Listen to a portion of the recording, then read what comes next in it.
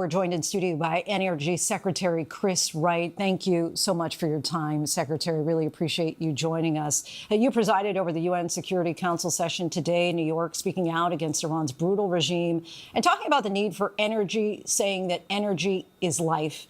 Here in the U.S., the national average for a gallon of gas is $3.26. That's up 28 cents in the past week, according to Gas Buddy. You've said that higher energy costs are, quote, a small price to pay if it means the removal of the Iranian regime.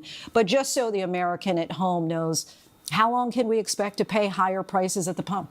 It's brief. It's very temporary. This is a 47-year-long conflict with Iran that finally will come to an end in the next few weeks. We don't know the exact length, but pretty temporary, Of course, many people know that there are security concerns right now in the Strait of Hormuz. President Trump has suggested that perhaps the U.S. Navy could escort ships through.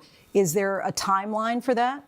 No specific timeline, but not far away. I mean, our military right now is focused entirely on degrading Iran's ability to terrorize Americans and its neighbors. So rockets, launchers, drones, we are knocking down Iran's ability to cause trouble in the neighborhood. So that's the focus right now. But before long, we'll be able to get ship traffic flowing out of the Strait of Hormuz again.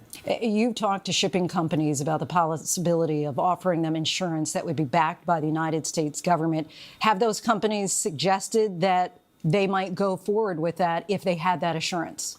Not today. There is commercial insurance markets. What we're going to do is backstop or reinsure existing commercial markets, but when it's time. Right now, the biggest issue is just physical security. You don't want to run a large tanker ship through the Strait of Hormuz today, but that'll change in the not too distant future. How concerned are you about the safety of the Strait of Hormuz today? Oh, today it's in a very active conflict zone, and Iran is very focused on fire. They've hit a number of tankers.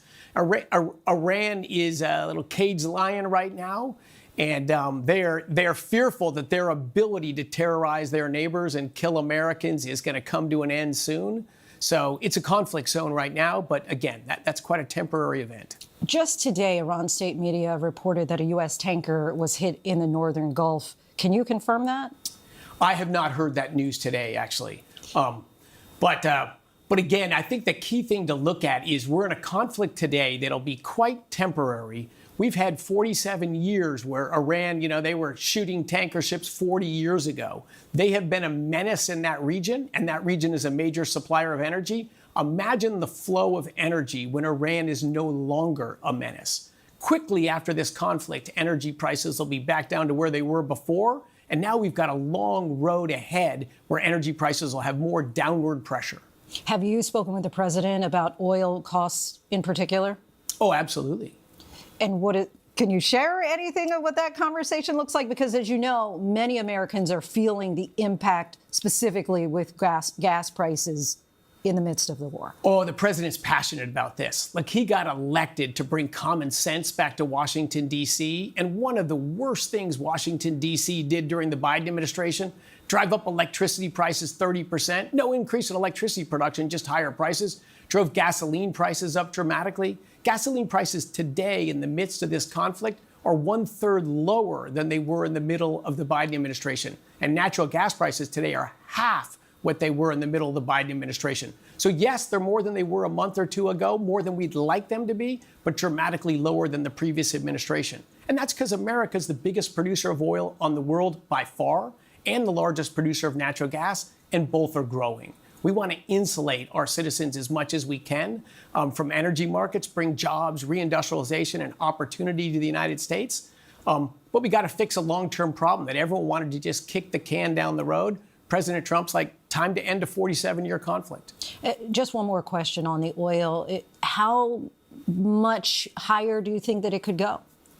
Oh, I don't know. Markets set that. But there's meaningful oil supply in the world. Again, U.S. at very record production right now. There's a lot of floating storage of oil around the world that's easily accessible. We have significant oil stores in the United States and our Strategic Petroleum Reserve. Our allies that we've been coordinating with have sent excess oil out in storage around the world. The world is at absolutely zero risk of running out of oil or energy through this conflict, but we are suffering short-term price dislocation. that'll be over soon. Any reaction to President Trump's termination of Kristi Noem?